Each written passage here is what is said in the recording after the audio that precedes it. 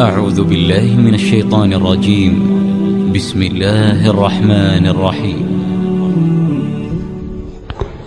Барлық мақтау Аллахқа, әлемдердің Раббысына, Рахманға, Рахимге, сот күнінің иесіне, саған ғана құлшылық қыламыз.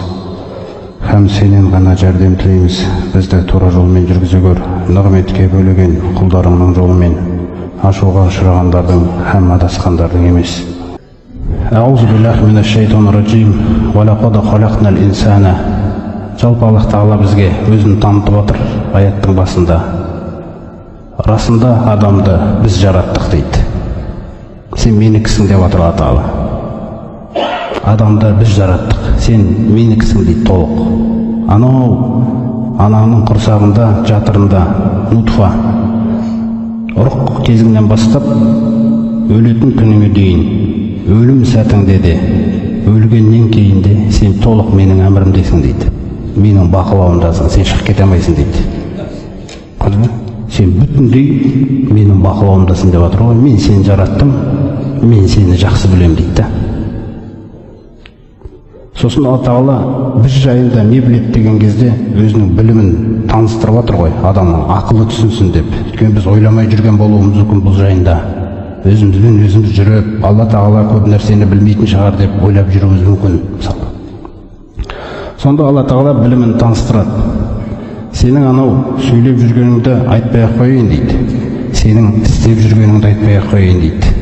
Сенің мінезіңді айтпай ақ қояйын дейді. Қараңыздар. Сенің не істеп, не қойып жүргеніңді айтпай ақ қояйын. Мен сен әлі істемей тұрған, қараңыз, әлі істемеген көкірегіңдегі ойыңа дейін білем дейді. Қараңыз. Әлі ой, әлі іс сыртқа шыққан жоқ. Сөз арқылы да шыққан жоқ, іс арқылы да шыққан жоқ та.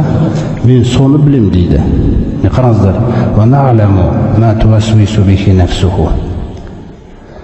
Нәпсіңнің, адамға нәпсісінің, мына көңіліңнің не сыбырлап жатқанын мен білем дейді.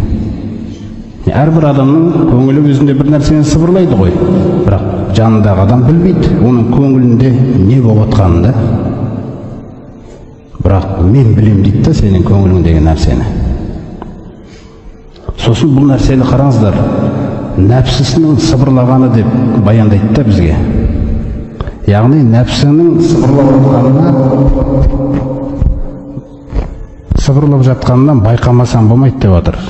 Оның әрбір сыбырлап жатқан нәрсесі жақсы емес дейді негізі. Сол үшін айтып отыр. Сол үшін нәпсінің, ішіңіздегі өзіңіздің нәпсіңіз, көңіліңіздің сізге сыбырлап жатқан ойы. Соны уәс-уәс деп атап отыр ғой нәрде аятта. Ва нa'lamu ma tuwaswisu bihi nafsuhu. Көрсө, уәс-уәс деген нәрсе жақсы нәрсе емес қой. Ол бір жаман ой келе жатыр деген сөз ғой. Сонда сенің ішінде сен ойлап жүрсің, көңіліңдегі нәрсені істеген кезде бір керемет нәрсе істеп жүрмін деп. Сен көңіліңдегі дұшпаныңның айтқан істеп жүрсің ғой дейді көбіне. Көңіліңді дұшпаның екенін көрсетіп отыр ғой Алла Тағала. Қараңыз. Сенің нәпсің дұшпан екендігін көрсетіп отыр да Алла Тағала нәрсе. Сен сақ бол дейді. Әрбір келіп тұр деген нәрсені тіліңмен, ісіңмен сыртқа шығара берме дейді. Мен білем дейді, нәпсіңнің не сыбырлап жатқанын. Сенің көкірегіңде қандай ой болып жатқанын мен білем деп отыр да. Ва нахну aqrabu ilayhi min hablil warid. Жалпы біз адамға дейді, Алла Тағала өзінің білімін айтып отыр. Және өзінің әмірі. Ол қаласа болды, жүзеге аса қалады. Алланың білімі, әмірі саған дейді. Күре тамырыңнан да жақын дейді менің. Қараңыздар. Сенің күре тамырыңнан да жақынмын дейді мен. Сондай-ақ сенің күре тамырыңнан да жақын екі періште бар дейді. Келесі аятта келеді оны. Екі періштені сөйлейді Алла Тағала. Міне осы бірінші аятқа біз тоқталып өтейік. Бірінші аят қандай нәрсені үйретіп отыр бізге? Сөйлемей тұрып, істемей тұрып, ойыңды бақылауды үйрен дейді. Өйткені сенің ойыңды Алла Тағала әрдайым бақылауда. Содан ғұламалар әл-мурақаба деген қасиетті сөйлейді. Мына тақуалық деген сөз бар мысалы. Аллаға деген махаббат, Аллаға деген тақуалық, Алладан сескену, Алладан имену, Алладан ұялу. осындай әдемі тақырыптар бар. Осылардың ешқайсысы жүректе тұрақтай алмайды, орныға алмайды, егер мурақаба деген қасиет болмаса.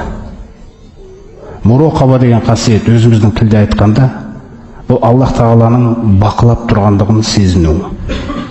Алла Тағаланың бақылап тұрғанын сезуіңіз. Алла Тағаланың бақылауын сезінуіңіз. Бұл екі жақтан жүзеге асады. Аллах Тағала бақылап тұр сізді. Ананың құрсағында жаратылып бастағаннан бақылаудасыз да. Ол бақылау тұрақты.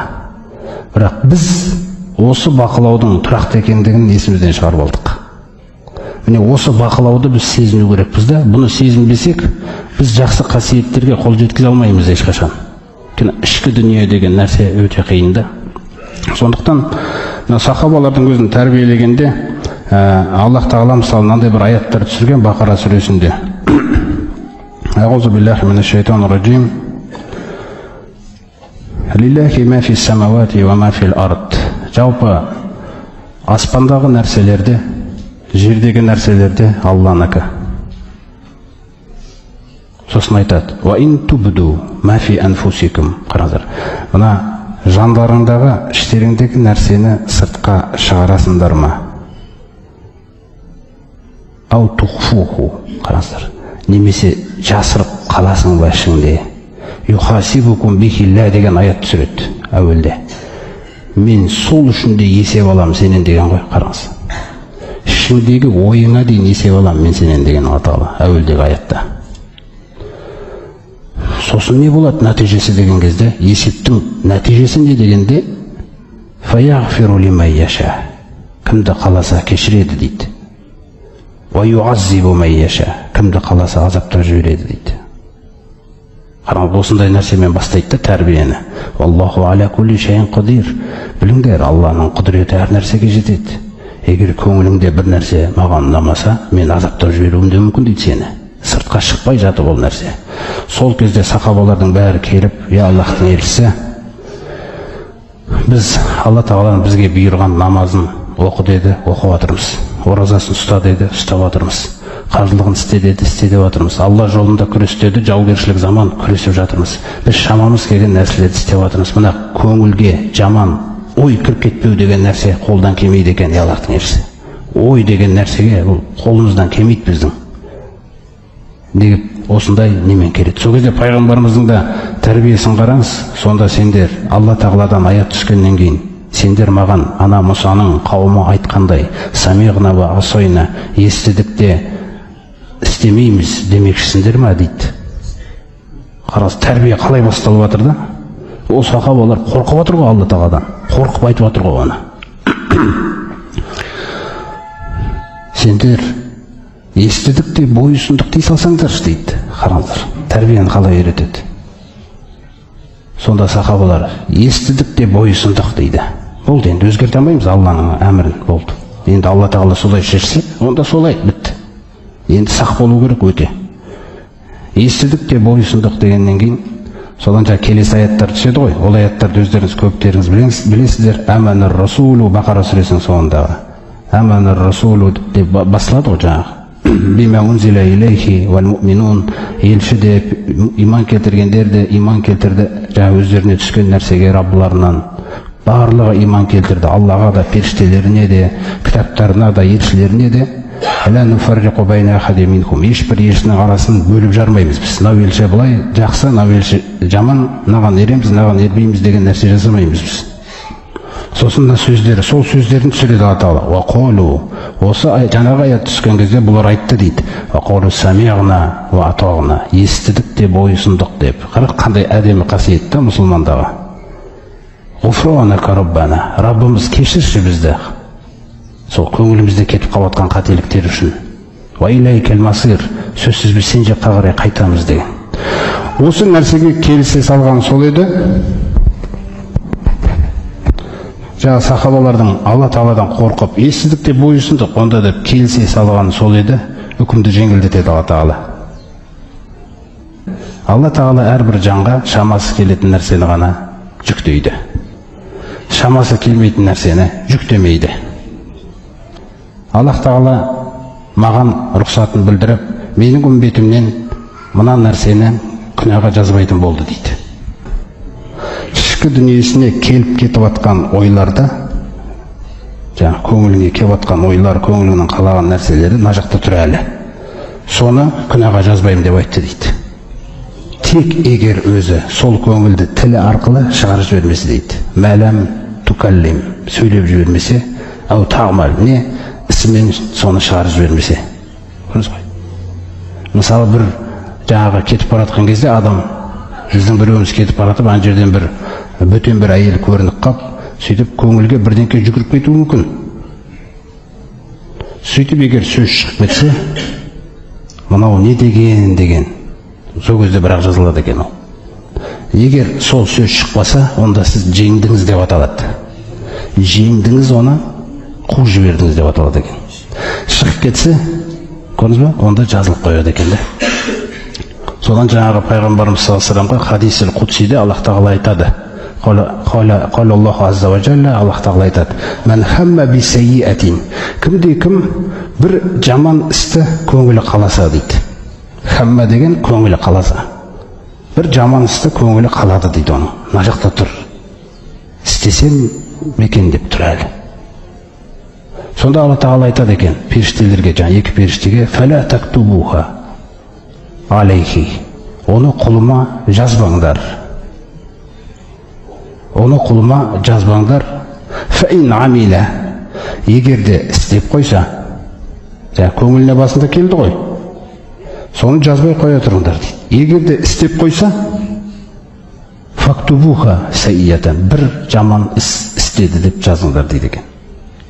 Көрдіңіз ғой, көңілде тұрған кезде әлі жазылмайды. Ал жақсылықтың айырмашылығын қараңыз енді, Алланың рахымын қараңыздар.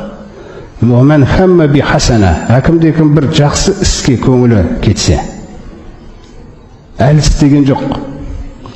Фактубуха хасана дейді. Бір жақсылықты жазып жіберіңдер дейді бірден. Әлі істелмегенде, фәйін амилаха, ал егер де оны істесе, фактубуха ашыран, онда 10 жақсылық жасады деп жазыңдар дейді. Бұл минимальный 10. Одан кейін ықылас, Алла тағала бақылайды, 700-ге дейін кетуі мүмкін. Одан кейін есепсіз кетуі мүмкін ол. Бұл сізбен Алланың алдындағы халіңізге байланысты болады да. Міне сондықтан жаңағындай жағдайлар, бірінші ой, көңіл қалауы, адам оны сөзімен сұрамайды. Ол мына жақта бірдеңе болады екен. Айналада неше түрлі нәрсе болғаннан кейін, сол үшін Аллах тағала қағиданы былай қойған. Аузу биллахи минаш шайтанир раджим, Нур сүресінде айтады. Құллил муъминина, айт муъмин ерлерге, яғни біздерге, муъмин ерлерге айт. Яғудду мин абсарихим, көздеріне бөтен нәрсе көрінген кезде, арам бөтен нәрсе көрінген кезде түсірсін дейді көздерін. Мен бақылап тұрмын ғой дейді. Кім не істеп жатыр білем дейді. Көрдіңіз ба? Көзге бір рет көрініп қалу, ол болады, заңды дейді пайғамбар саллаллаху алейхи ва саллям. Өйткені сен ойламаған жерден көрініп қалды бір нәрсе. Сосын жаңағы екінші рет қарайғыңыз келген кезде, айт иман келтірген құлдарыма дейді. Мүминдерге айт, яғудду, көздерін түсірсін дейді. Қарамасын дейді да. Сосын көздің харам нәрсе деген Алла тағала істің басы неден басталатыны, сосын іс немен аяқталатынын білдіріп жатыр да мына аятта әдеппен. Қараңыз, көздерін түсірсін және мүшелерін қорғасын дейді. Көзбен мүшені байланыстырып жатыр да, көз сақталмаса мүшеге маза болмайды. Қараңыз, мүше оны не растап тынады, не әйтеуір оны сондай нәрсе ол. Не тоқтап тынады Алла тағаланың рахымымен. Сонда жаңа көз, Алла тағала күшті сол жаққа жасап отыр ғой. Көзің тиіп жүр дейді. Көзіңді тыйсын деп айт иман келтірген құлдарыма, және ұятты мүшелерін сақтасын дейді. Неге бұлай айтып жатырмын дейді Алла тағала? Залика әскалахум, өйткені сендердің тақуалықтарыңның, имандарыңның сақталуына ең таза жол сол дейді. Егер оны істемесеңдер, жаңағы айтқанымды сақтай алмайсыңдар дейді онда. Неге? Өйткені мен білем дейді. Неге мен бұлай айтып жатырмын дейді. Неге бұлай айтып жатырмын дейді. Көздеріңді тыйыңдар, жаңағы мүшелеріңді тыйыңдар, көздеріңді жаңағы төмен түсіріңдер деп. Өйткені инналлаха хабирун бима яснаун. Өйткені Аллах Тағала біледі бұл мүминдердің не істеп жүргенін дейді. Көрдіңіз бе?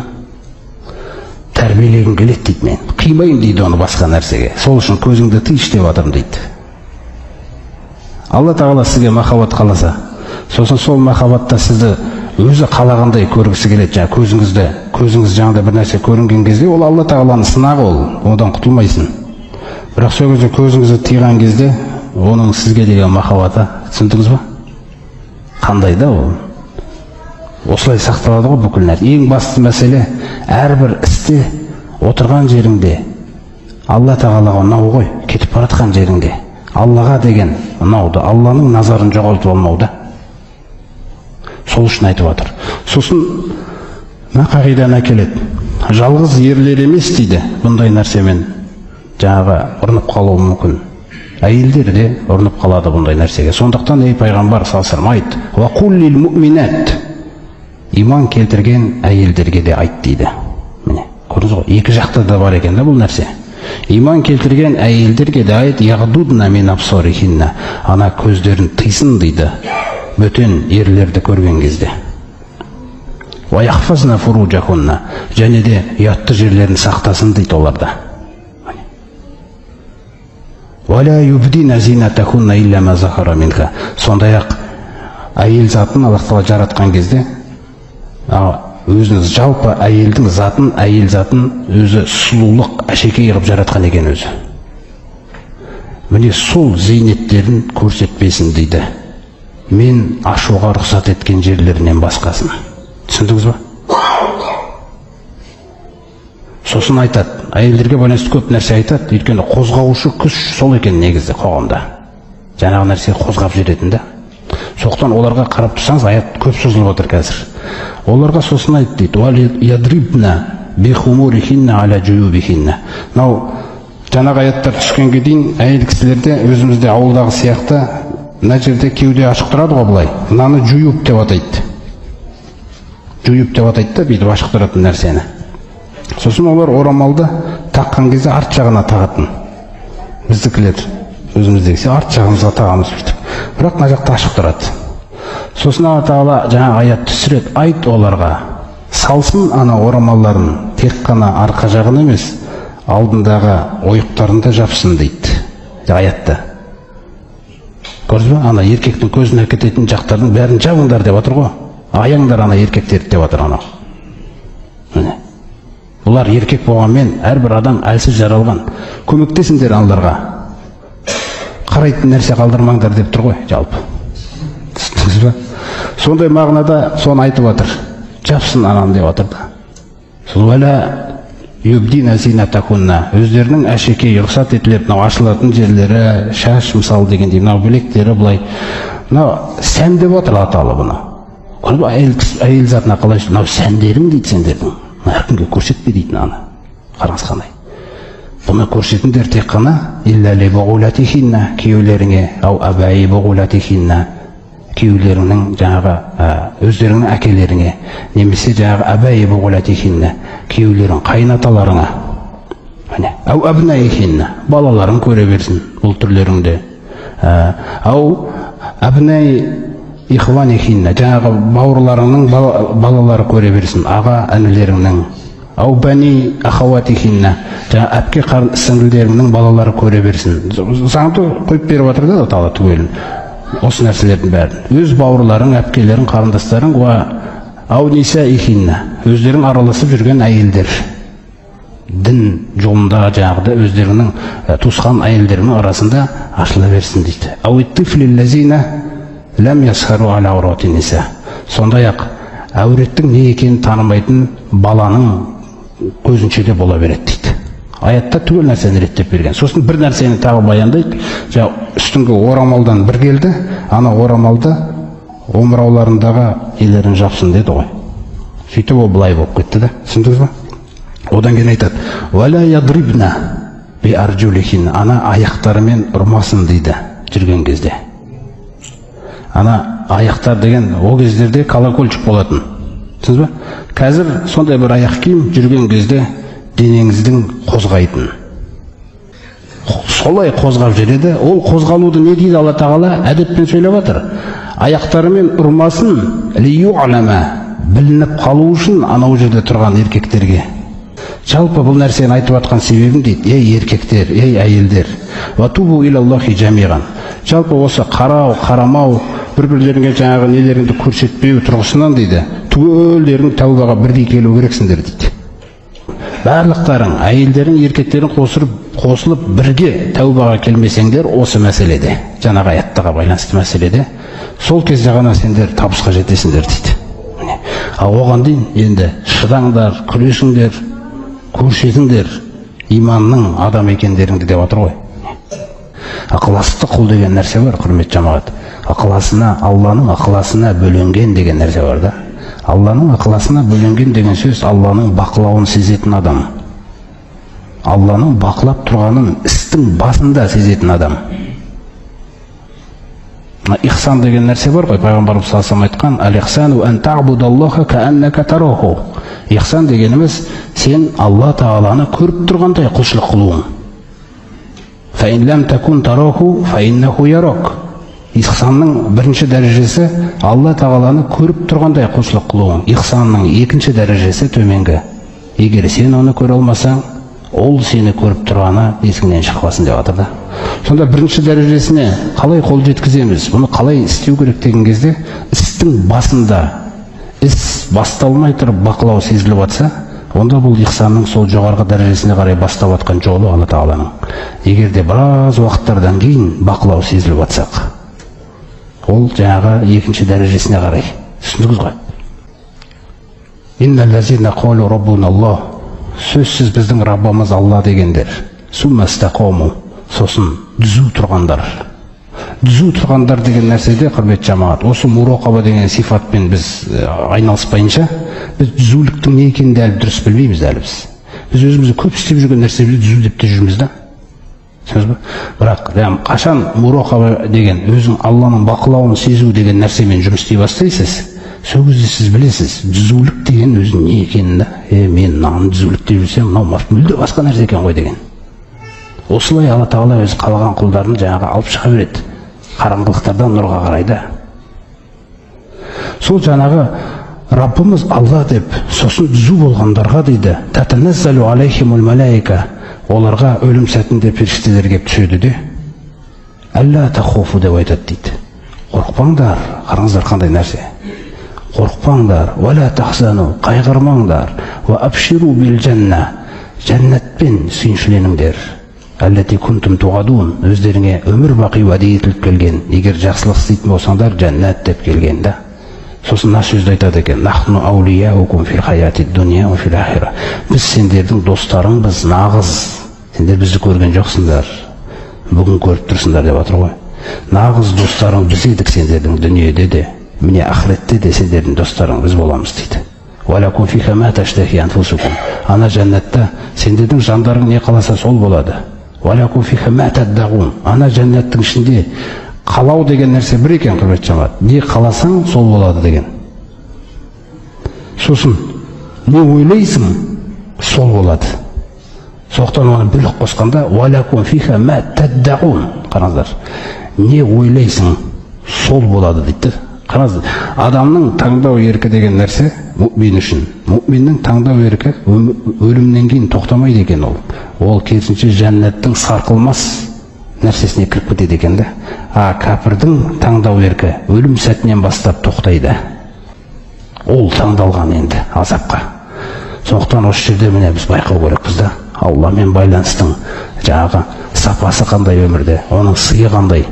Мына ихсан деген мәселеге байланысты Ибн Омар радиаллаху анху, Абдулла ибн Омар бірде келе жатып бір жас жігітті көреді, қой бағып жатқан. Бір жас жігіт қой бағып отырады. Сосын қасына келеді да тәрбиелік мақсатта, Ибн Омар өзі жаңағы тәрбиелік мақсатта сонымен сұхбат жүргізеді. Сонда айтады, балақай, мына бір қойды бізге бере салсашы дейді. Сосын бұл менікі емес қой, мен тек қана бағушы адаммын, өзімнің малым емес дейді, бұл қожайынымдікі ғой дейді. Сен қожайының айт, қасқыр жеп кетті деп дейді. Сонда жаңағы бала айтады, сонда Алланы қайда қойдық дейді. Сонда Абдулла ибн Омар жылап жіберген ғой жаңағы жерде. Ана баладан ондай сөз бірден шығады деп. Бірақ ол сондай нәрсе үшін тексерген де өзі. Ләззат алады да сол нәрседен. Түсіндіңіз бе? Абдулла ибн Омар. Содан естіген кезде жылап жіберген ғой. Жылап жібергенде содан қожайынына барып айтады, мына баланы, мына қасындағы біраз кішкене ғана қой екен өзі. Баланы да қойды мен сатып аламын дейді. Қожайын жақсы деп келсе кетеді, баланы да қойды сатып алады да ауылдың бір шетіне апарып, сен боссың дейді. Қой сенікі дейді. Сонда айтады, қара, сен бір сөзбен Алла дәрежеңді қарашы қалай көтеріп жіберді дейді да. Міне, мен саған бір сұрақ қойып, сен сол сөзбен өзіңді дейді құлдықтан азат етіп алдым дейді қазір. Қараңыздар. Енді мен екінші дұғамды тілеймін саған, Алла сені тозақтан да азат етсін дейді да. Міне, бірінші азаттық саған болды, мына қой да сенікі деп. Қараңыз, мына Алладан қорқа білудің сыйы жақын тұрады екен ол. Дүниеде де, ақиретте де. Біз кейде ойлаймыз ғой, оны істесем мүмкін айырылып қаламын жұмысымнан, сөйтіп қаламын деп та. Біз болмайтын бір тақырыптарға кіреді екенбіз ғой. Түсіндіңіз бе? Болмайтын, сыналы тауы сол тақырыпта ұстап тұра береді болды. Біз мына Алла деген, жаңағы Алланың бақылауы деген тақырыптарға қарай қоғам, соған қарай санамызды, жүрегімізді дайындау керекпіз да. Ең маңызды нәрселер де бұл. Міне, сондықтан мурақаба өз жалпы үш нәрседе, құрметті жамағат, негізгі үш байланыста жүзеге асады. Бұның біріншісі мына Риядус Солихинда имам Навауи әл-Мурақаба деген бапта мына хадисті келтірген. Өте әдемі хадис, сөйлемі азақ, бірақ мағынасы өте үлкен. Иттақиллаха хайсума кунта дейді. Бірінші бақылау. Жаңағы Алла Тағаланың бақылауын қай жерде сезу керекпіз біз? Иттақиллаха хайсума кунта. Қайда жүрсең де Алладан абайла дейді. Міне, бақылау. Яғни бірінші бақылау Алла Тағаламен екі арадағы байланысыңды бақылап жүруіміз екен да. Алла Тағаламен екі арадағы іс-әрекеттерімізді бақылап жүру керекпіз біз. Бірінші мәселе да бұл. Екінші мәселе.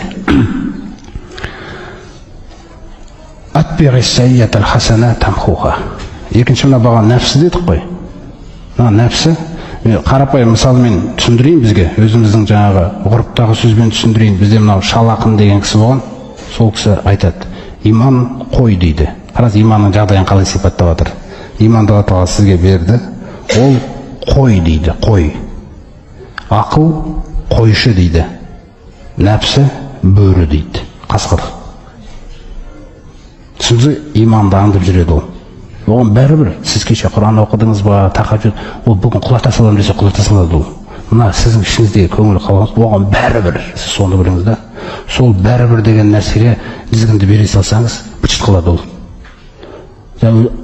Сөздеріңіз иманға сәйкес келмей қалады, іс-әрекетіңіз иманға сәйкес келмей қалады. Біреумен ұрысқан кезде өзіңіз байқайсыз мысалы. Мына ақыл деген нәрсе, Алла Тағала, жалғыз ақыл жетпейді бізде. Жалпы ақыл өзі де біраз жеткілікті нәрсе. Мынау жақсы, мынау жаман деп жаңағы жерде айырып алуға, көңілге келген кезде. Бірақ Алла Тағала бізге көп ойланып, басымызды қатыра бермесін деп, уахид түсіріп жіберді ғой ақылға. Түсіндіңіз бе? Мынау жақ кіріп кетті бірден. Құрандағы сөздер да. Содан бұл ақыл деген нәрсеге аталған нұр.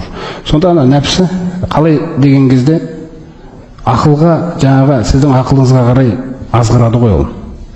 Мынау қалай иә деп. Сол кезде шынында да деген кезде анау жайында қалып та иманды жейді. Өз асыл осындай болады, өз қарасы. Нәпс деген нәрсенің өзінде, сіздің өзіңіздің ішіңізде сол жеткілікті. Алла Тағала айтып отыр ғой, жанының не сыбырлап жатқанын мен білем дейді. Ол әрдайым жаман нәрселерді сыбырлап тұрады екен да. Міне, осы нәрседен сақтану керекпіз. Мысалы, мына әдемі бір аятында Алла Тағала айтады: «Әлем таро, сен көрмедің бе, ей Мұхаммед, анналлаха яғламу ма фис самауати ва ма фил ард». Сен көрмедің бе, Алла Тағаланың көктердегі және жердегі нәрселерді де білетіндігін. Сосын мына нәрсені баяндайды: «Ма якуну мин наджва саласатин». Егер де үш адам болып сырлатып отырсаңдар, дейді, қараңыздар. Егер де сендер үш адам болып сырласып отырсаңдар, сыпыр деп. Илля хуа робихум.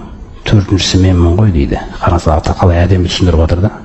Валя хумсатин. Егер сен бесеу отырсаң дейді бір жерде, шып деп ана жақта біреудің тағдырын шешіп жатқан болуыңыз мүмкінсіз да, алтыншысы менмін ғой дейді.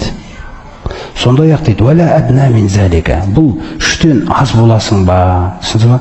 Ең азы өзің екен де нәпсіңмен сыбырласып атқан. Сол нәпсіңмен сыбырласып атасың ба?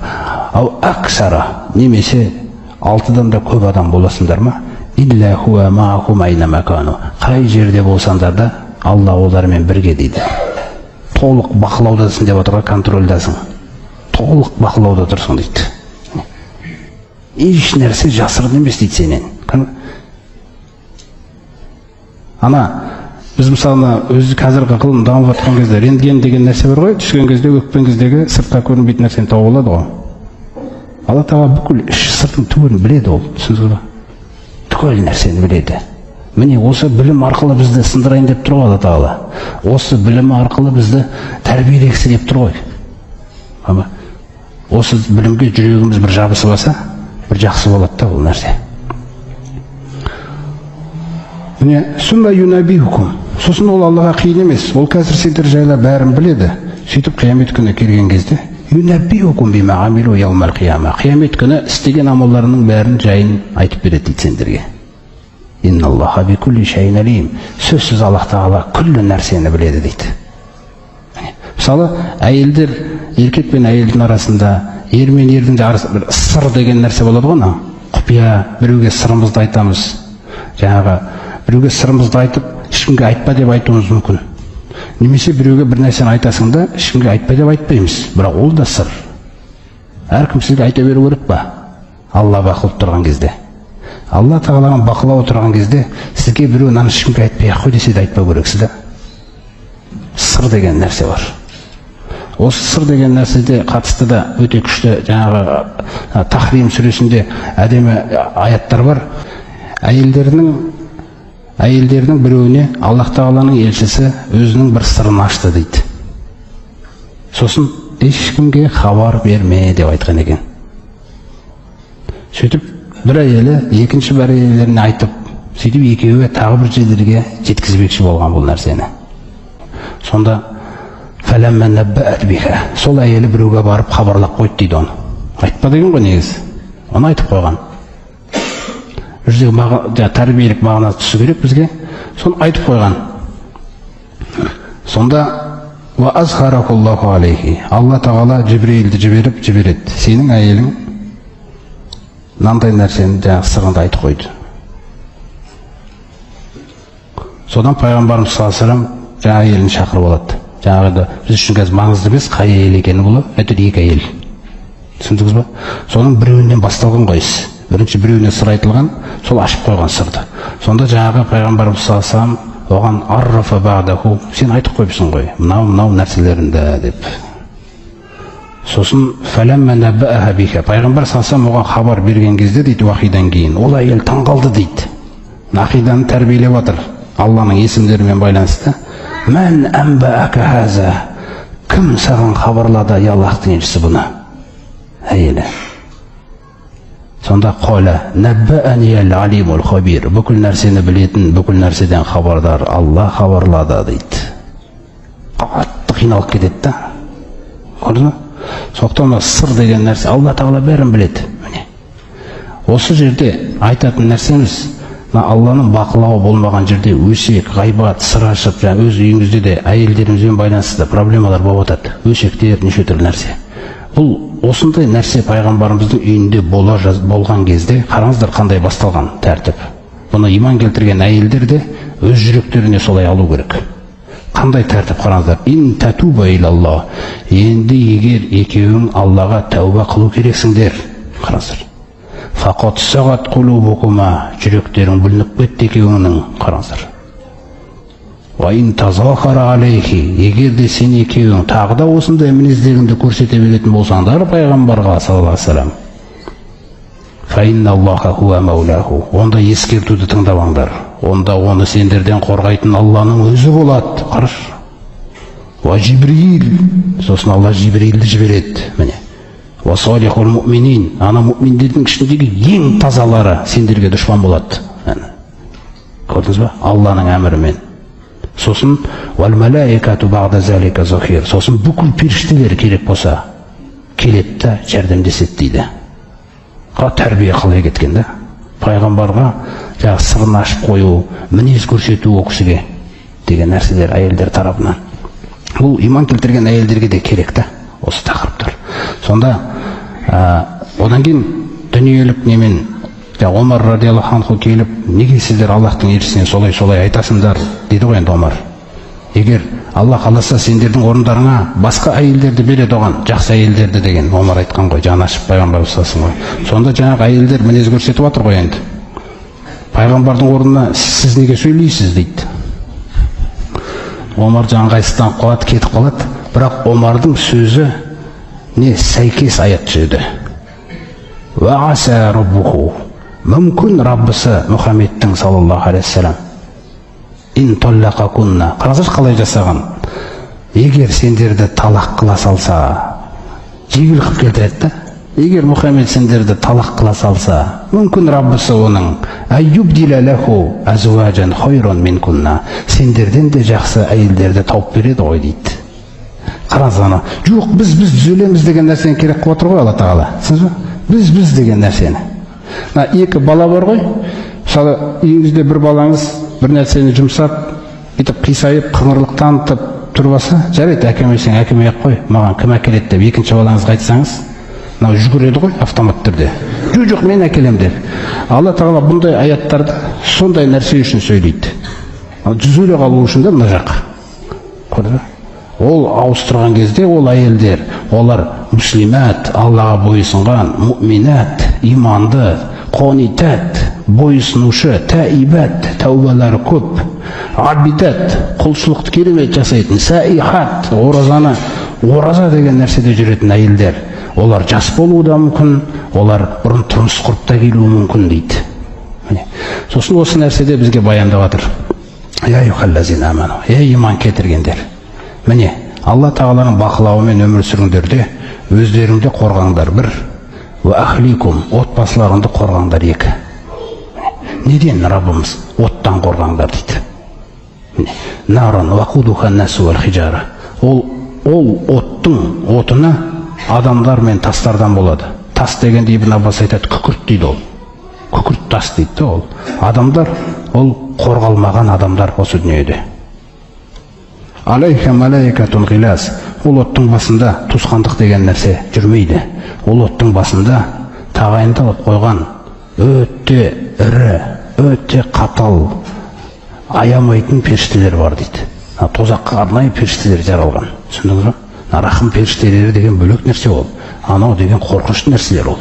Олар еш нәрсені түсінбейді деген олар. Ля яхсун Аллаха ма амарахум. Аталы ескертіп отыр ғой. Олар дейді, егер Алла осылай азаптаңдар деп бұйырса дейді, олар қарсы келмейді дейді оған. Ва яфалуна ма юмарун. Және өздеріне бұйырылған нәрселерді орындайды дейді о періштелер. Міне осы нәрселермен Алла тағала бізді ескертеді.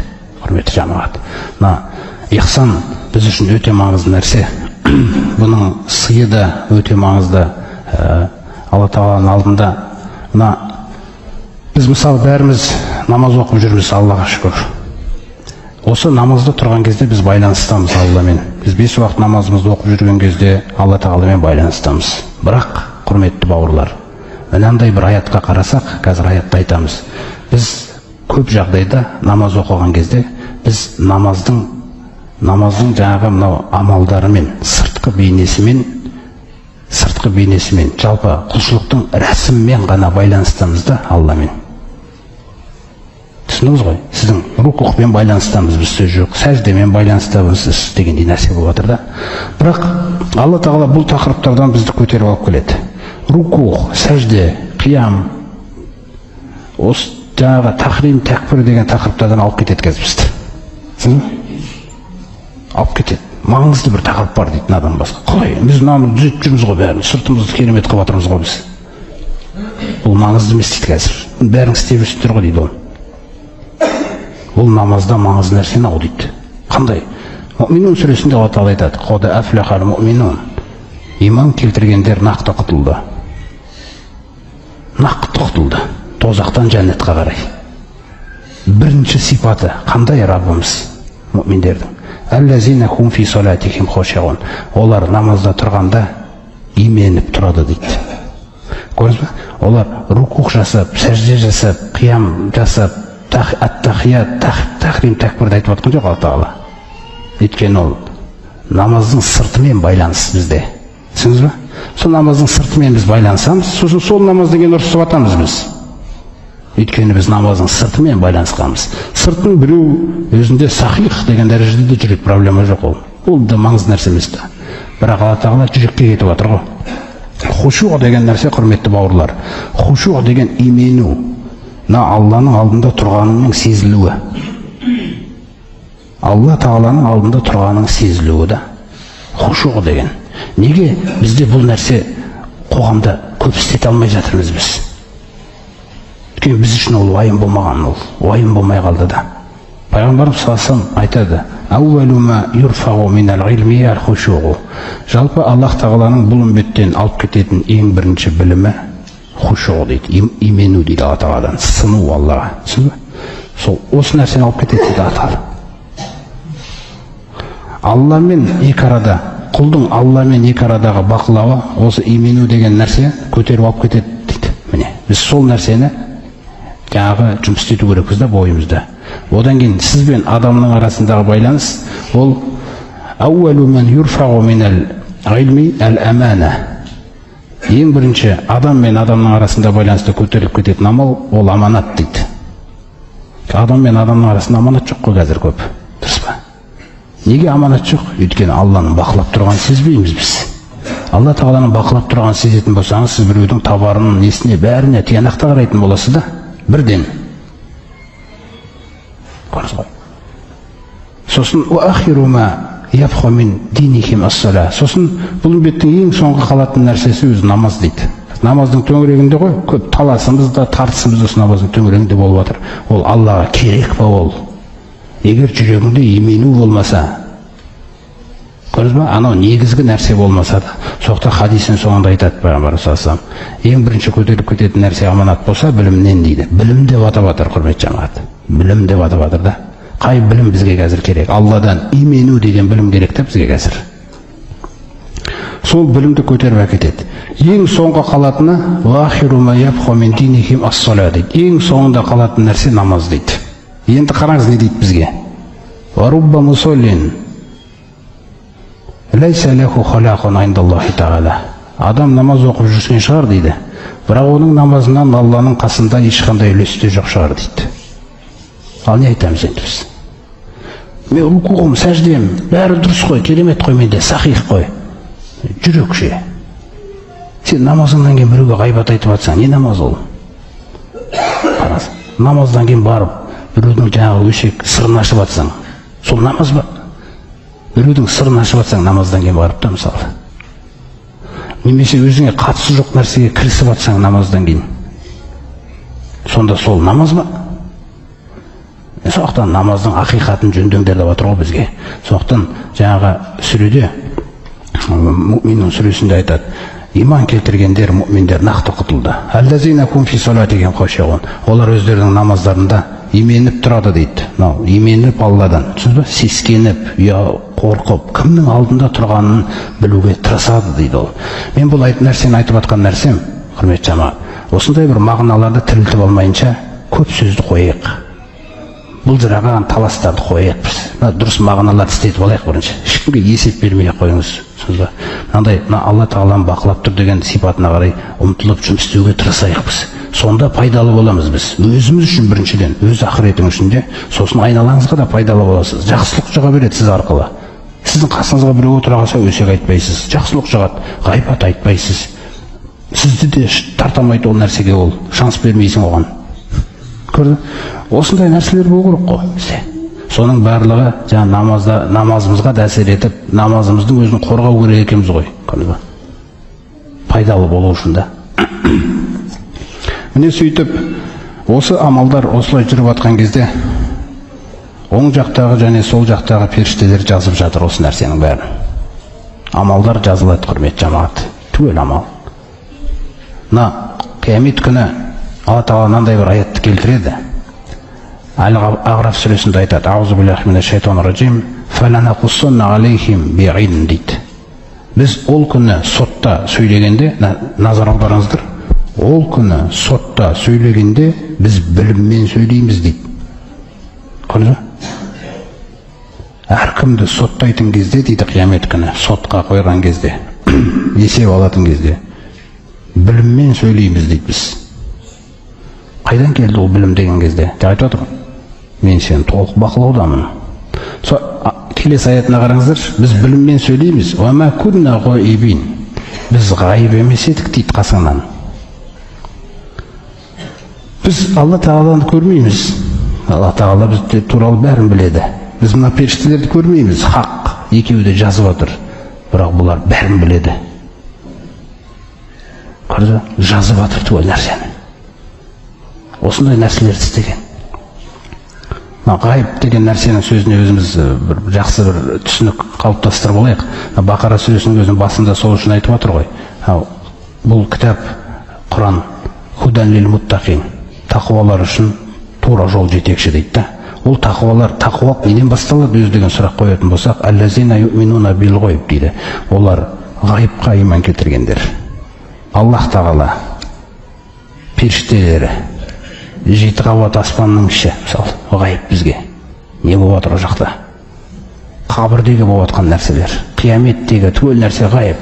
Ғайыптың бәрі, құрметті бауырлар, ғайып деген нақты нәрсе.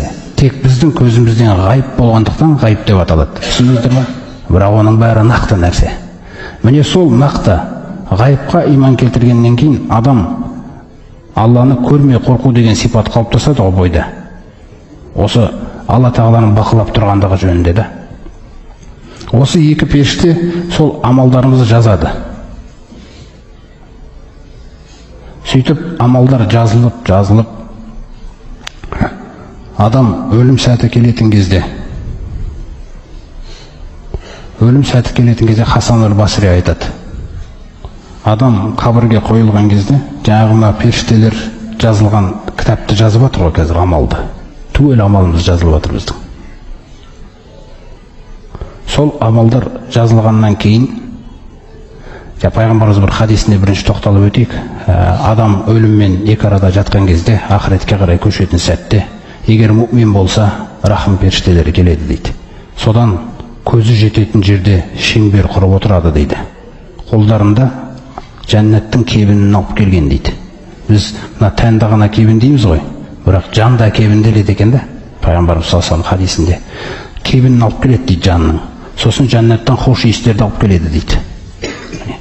Содан оның көзі жететін жерде отырады дейді бәрі. Сосын бас жағына өлім періштесі келеді. Осы өлім періштесі келген кезде жаңағы мүмин болғандықтан, ей жақсы жан шыға ғой деп айтады. Осы жақсы жанды өлім періштесі тәннен шығарған бетте жаңағы періштелер бірден қолынан жұлып алады дейді оны. Сөйтіп бірінің қолынан біріне өтеді дейді бұлай. Кішкентай бала сияқты ғой. Сонымен жаңағы кебінге орайды, жаңағы хош иістер жағады, сонымен кетеді. Аспан, жаңағы дүние аспанның есігін қағады дейді.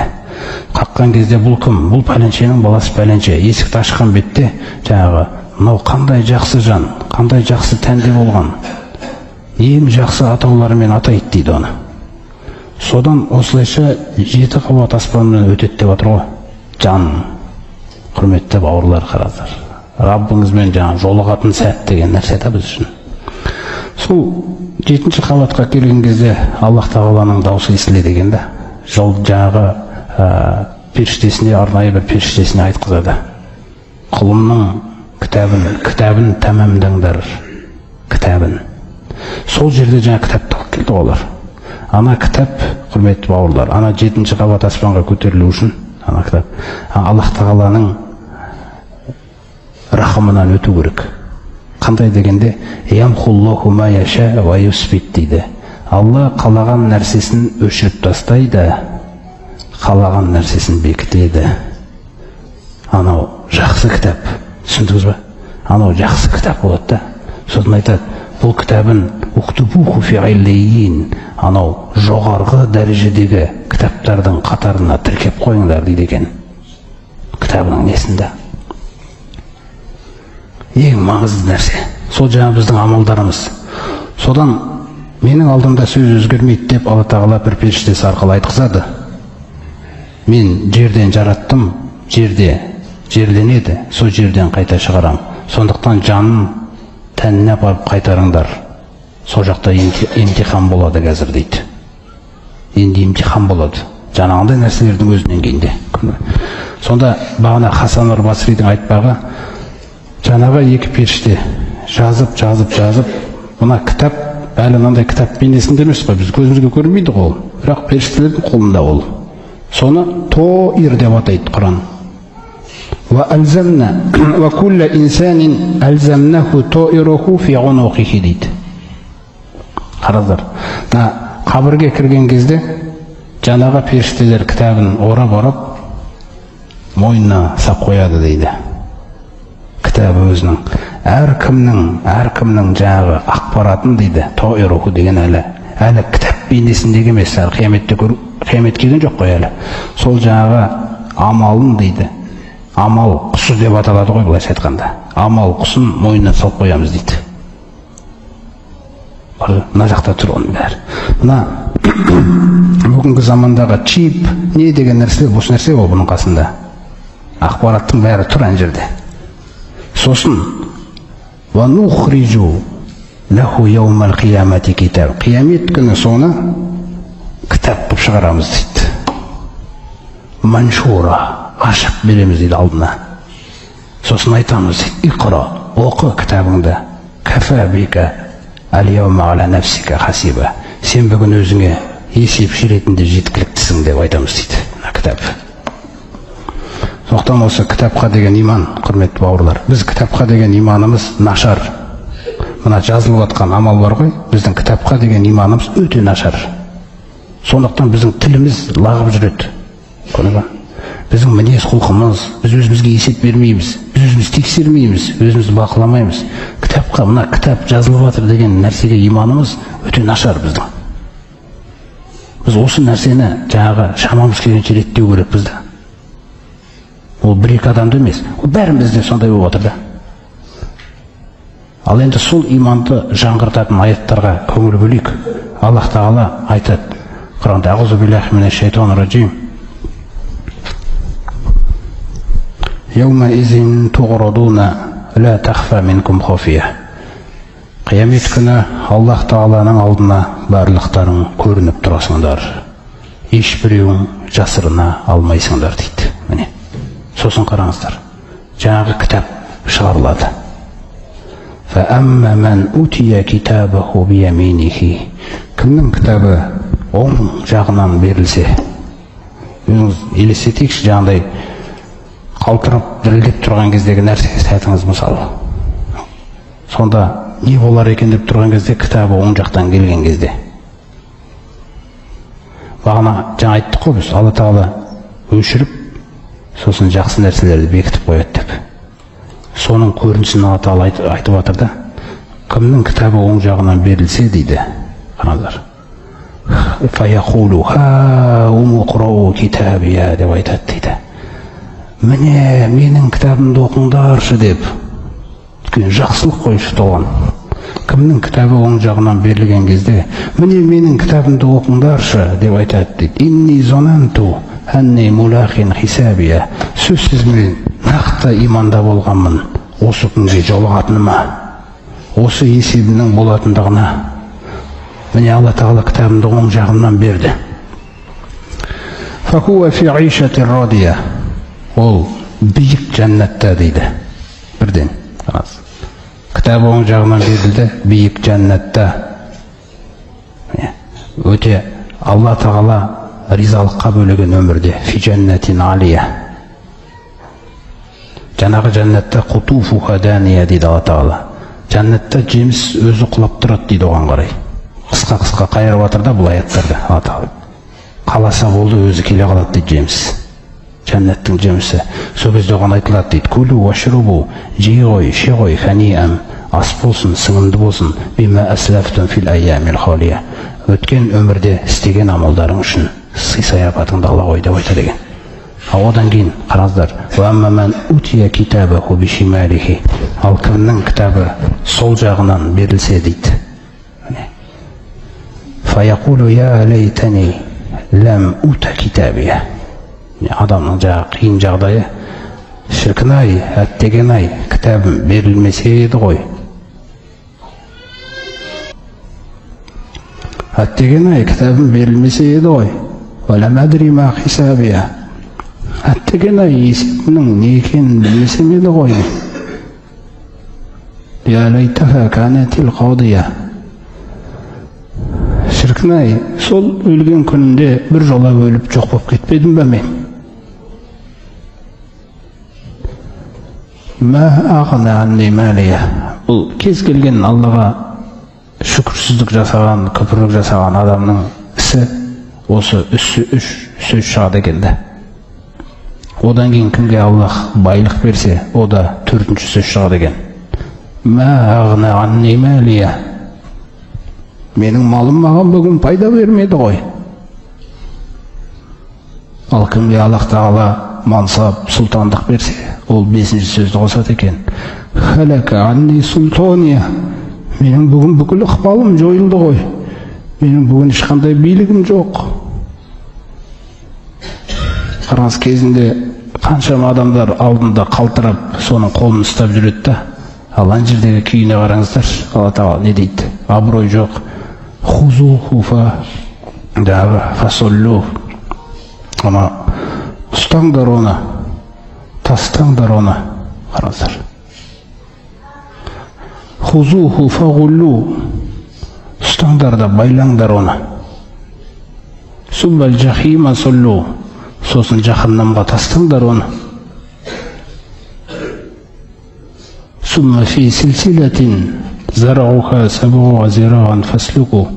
Сосын ана үлкен шынжырға байлаңдар. 70 құлаш шынжырға байлаңдар оны. Неге бұндай нәрсе? Иннаху кана ла ю'мину биллахил азим. Өйткені ол ұлы Алланы мойындамады дейді. Қараңыздар. Ұлы Алланы мойындамады. Қазір өздеріңіз сөздеріңізде бар ғой. Мойындамау, не признавать деген сөз мысалы әсерлік шығар. Не признал великого Аллаха деп атыр. Қараңыз қандай. Үлкен ұлы Алланы мойындамады дейді ол. Вала яхудду аля туамил мискин.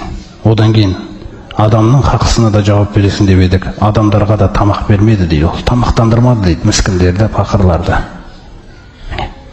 Фалейса лакул яума хахуна хамим. Енді бүгін бұл жерде бір ыстық жанашыр ешкім жоқ дейді ол адамның. Вала тағамун илля мин ғислин. Сондай-ақ іріңнен басқа тағамы да жоқ дейді оның бүгін. Ла яакулуху илля ал-хатиун. Оны сол күнәһарлар ғана жейтін тамақ қой дейді Алла Тағала. Міне осы өлім періштелері, құрметті жаңағы жамағат келген кезде бұл да бір оңай сәт емес. Важаат сакратул маути бил хаққи. Өлім деген есеңгіретумен келеді дейді. Өлім, адам осы дүниеде қандай да бір қиын ауырған жағдайлары болады. Мысалы бір жеріңіз қақсап, денеңіз, сүйегіңіз ауырып, енді аурудың әртүрлі жаңағы дәрежелері болады. Сол аурулардың ешқайсысы жете алмайды екен өлім кезінде сезілетін ауруға. Өлім кезінде сезілетін ауру, құрметті жамағат. Біз кейде ойлаймыз ғой, тек қана кәпірлер ғана сезетін шығар деп. Жоқ. Өлімнің есеңгіретуі, өлімнің ауырлығы мұъмин де сезеді, кәпір де сезеді. Не Алла Тағала Құранда айтып отыр: "Важаат сакратул маути бил хаққи." Өлімнің есеңгіретуі, мына мәңгіртіп жіберуі деп отыр да. Мәңгірту деген нәрсе бар өлімнің.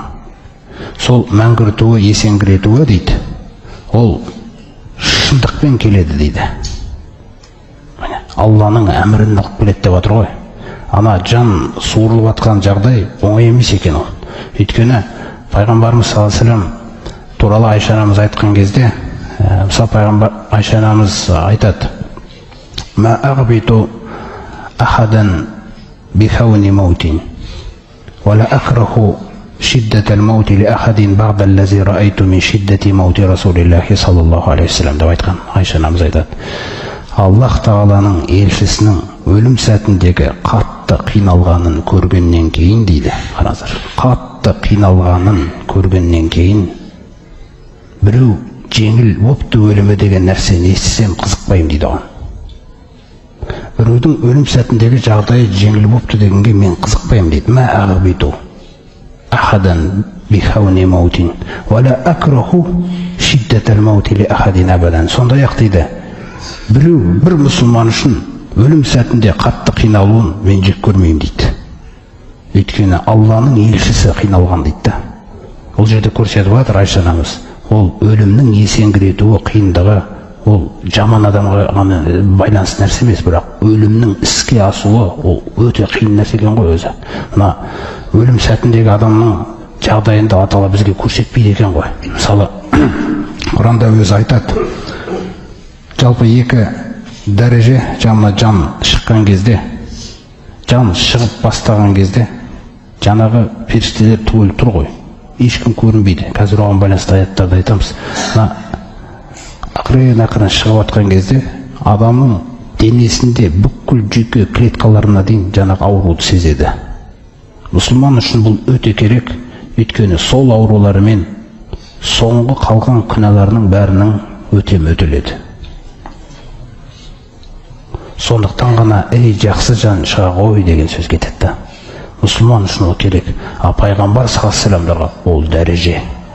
Дәрежелерге, Алла қатты жақсы көретіндерге үлкен дәрежелер бар да ертең ақыретте. Ол дәрежелердің өтемі. Қарасыр қандай мәселе. Сонда біріншісі калла иза балағати тарақия ва қила ман рaq. Алла Тағала бірінші баяндайды, мына бұғана сүйек. Ей Мұхаммед, қоя сал олардың сөйлеп жатқан нәрселерін. Әсте олар ойлап жүргендей болмайды жағдай. Жағдай бұлай болады. Қашан жан бұғанаға жеткен кезде дейді. Келатқан кезде. Ең қатты қиналатын тұстар осы жер екен. Мына жақтан бәрінде ақырын келеді. Бұғанаға жеткен кезде жағдай қиындалады. Сол кезде жаңағы уақила ман рaq, мынаған дем салушы бар ма деп айтылатын жағдай. Сол кезде адамның көзі жетеді. Ана екі балтыр бір-біріне оралған кезде, кешегі айқайлап атқан дауыс. Бір айқайлайын деп атқан кезіңізде, біреуге бүйтіп түбіне жетейін деп атқан кезіңізде, сол өлім сәтіңізді еске алсаңызшы, бейшара болып жатамыз ертеңіз. Екі балтыр бір-біріне оралған, қандай салмақта болсаң да, балтырыңа оралған, бейшара. Міне, біреудің зат екенбіз ғой біз, Аллах Тағаланың. Адам өлім сәтіне дейін ойлаған, мен өзімдікі өзіммін деп та, сөйтсем, Аллах Тағаланы кісің. Көрсетті өлім сәтінде. Төсектен тұра алмай жатқан адам. Сол кезде ол нақты біледі дейді. Жанның тәнді тастап баратқанын дейді. Иля роббика яума изинил масақ. Раббыңа қарай айдаласың сол күні дейді. Одан екіншісіне бұғанадан кеткеннен кейін тамаққа келеді екен. Фалаула иза балағатил хулқум. Жан тамағыңа алқымға келген кезде дейді. Екіншісі қатты жағдайда. Осы жерге хулқумға келген кезде Алла Тағала бізге мынандай нәрсені айтады. Айналасында тірі тұрған адамдарға ва антум хина изин танзурун. Сендер сол кезде оған қарап тұрасыңдар дейді бүйтіп. Сол кезде қарап тұрасыңдар дейді оған. Сосын айтады: "Ва нахну aqrabu ilayhi minkum." Өлім сәтінде біз істеп жатырмыз дейді өлімді. Біз өте жақынбыз дейді оған. Өлімді істеп жатырық қой дейді біз. Ал сендер қарап тұрсыңдар, біз сендерден де жақынбыз дейді. Валакин ла тубсирун. Бірақ сендер бізді көрмей тұрсыңдар дейді. Қараңдар. Осылайша әркім дүниеден өтіп кетіп жатқан сәт қой. Міне, сол кезде Алла Тағала айтады: "Фалаула ин кунтум мадинин." Егер де сендер бізге сот жоқ деп жүрсіңдер ғой деп жатыр да Алла Тағала. Бізге сот жоқ, өзіміз білеміз деп. Бізге сот жоқ деп жүрген сөздерің рас болса, өз істерің өз қолдарыңда болса, таржиғуна қайын күнтім содиқин. Онда ғана біз жанды шығарып атқан кезде, неге ішіне қарай сал жібермейсіңдер қайтадан дейді. Сондықтан, фаин кана минал муқаррабин. Фаамма ин кана минал муқаррабин. Осы өлім сәтінде жатқан адамдарың дейді. Егер де маған жақын құлдардан болатын болса дейді, атап айтып жатыр. Фараухун, онда маған оған дейді, рахымымның самалы келеді дейді. Өзіңіз ойлаңызшы, бұл самалды ешкім сезіп көрген емес әлі жердің бетінде. Алланың рахымының самалы келеді. Оны ешкім сезіп көрген емес, ана жан ғана сезеді. Қай жан? Фәәммә ин кәнә минәл мұқаррабин, егер бізге жақын құлдардан болса дейді.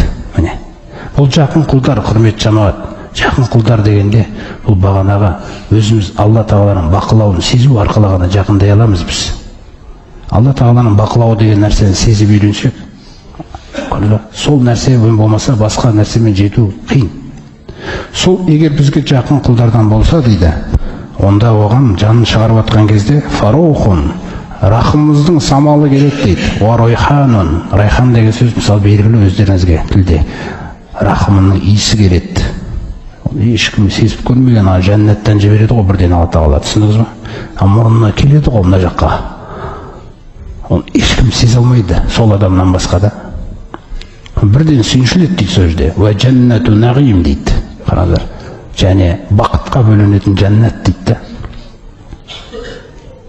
Бұның кітап алады, кітап, есеп деген нәрсені айтпай ақ қойын дейді бұл жаққа. Көрінсе қандай нәрсе болып отыр. Ва амма ин кана мин асхабил ямин, бәріміз үмітіміз мысалы. Ал кім кітабы оң жағынан берілетіндерден болса, бұл жаңағы жақын құлдардан кейінгі дәреже ғой. Ана жақын құлдар пайғамбарымыз саллаллаху алейхи вассалам айтады, әуелу зумратин ядхулунал жанна биғойри хисаб дейді. Жәннатқа ең бірінші кіретіндер, ең бірінші кіретін топ дейді, есепсіз кіріп кетеді дейді олар. Олар дейді, өздері бірден бөлініп шығарылған бетте, қарады, мутамасикуна, бір-бірін ұстап алады дейді бүйтіп. Жүректері ең тазалар ғой. Бір-бірін бүйтіп ұстап алған, ахизуна бағдукум бағдан, бір-бірін ұстап алған дейді. Сосын айтады дейді, ла ядхулу ахирухум, жа әуәлухум хатта ядхулу ахирухум. Ең соңғымыз кірмейінше, әуелгіміз кірмейміз дейді. Қара, жүрек қандай таза да, фитнесі жүректер ғой, вообще проблема жасамайтын жүректер ғой жердің бетінде. Біреу оларға жасамаса, таза да. Міне осындайлар өмірден өзіп атса, оларға өлім басқаша келеді деп жатыр ғой. Жаңағы қиындық сезіледі ол, түсінесіз ба? Ауырлық ол болады, бірақ кеп атқан нәрсе керемет та, түсінесіз ба? Ал кім оң жақтағылардан болса, кітабы оң жағынан берілетіндерден болса, фасаламун лака мин асхабил ямин, саған сол оң жақта сенен бұрын кеткендер бар, оң жақта тұратындарын біліп, саған солардан сәлем жібердік деп келеді екен. Бір жақтікі кішкене басқашалау. Одан кейін үшіншісі жаңағы ең қиыны ол. Ал кімде-кім мына ақиқатты өтірікке шығарғандардан, адасқандардан болған болса, онда оған сақырлаған самал, тозақтың самалын жібереміз дейді. Өлім сәтінде сезеді екен ғой көп нәрсені. Содан ар жағында жалпы оны өлімнен кейін ертең қияметте жаһаннамға түсу деген нәрсе күтіп тұр дейді. Не, құрметті бауырлар. Соқтан өлім сәтінің өзі өте маңызды нәрсе. Сакратул маут деген нәрсе өте болады. Пайғамбарымыз саллаллаху алейхи вассалам өлім сәтінде жатқан кезде Айша анамыз айтады: Инна Расулаллахи саллаллаху алейхи вассалам кана байна ядайхи рукватун фихи мау дейді. Аллах елшісі өлім сәтінде жатқан кезінде дейді, қасында су тұрған дейді, бір ыдыста торсық. Фажағала юдхилу ядайхи, сол суға екі қолын бүйтіп салады дейді пайғамбар саллаллаху алейхи вассалам. Фаямсаху бихи вачхахума, сөйтіп екі қолын суға салып бетін сүртеді дейді, қайта бүйтіп. Фаяқулу, осыны сүртіп жатып айтады дейді, ла илаха иллаллах, Алладан басқа тәңір жоқ. Инна лил маути сакаратин, өлімнің есеңгіретулері бар екен ғой деп. Сіз ба? Қиын болып жатыр да жағдай. Есеңгіретулері болып жатыр дейді да. Сосын бір дұғасында айтады екен: Аллахумма ағинни ала сакаратил маут. Аллахым өлімнің есеңгіретулеріне қарсы жәрдем берші деп. Бұны пайғамбар ғана сұрап отыр ғой. Біз сұрай алмай қалуымыз да мүмкін. Өйткені жағдай өте қиын да. Алла есімізді Алла рахыммен ұстап тұрмаса, құрметті жамағат, ес деген жоғалып кететін нәрсе де мына сықыры деп Алла Тағала өлімнің тікелей мағынасында өлімнің мастығы дейді. Түсіндің бе? Себебі Алла Тағаланың әмірі жұмыс жасап жатыр, өлім өзінікін істеп жатыр да, өлім. Сол нәрсенің кезінде адам өзінің есін жоғалтуы мүмкін да. Сондықтан Айша анамыз пайғамбарымыз саллаллаху алейхи вассаламның өліміне байланысты жаңағы мынандай мағынаны айтады. Пайғамбар саллаллаху алейхи вассалам жаңағы өлім сәтінен болмай тұрып біраз күндер бұрын дені сау болған кезде мынандай сөзді айтатын дейді бізге. Кана яқулу кана юхаддисуна ма мин набийин юхбаду илля юра лаху мақадуху минал жанна сумма юхайяр дейді.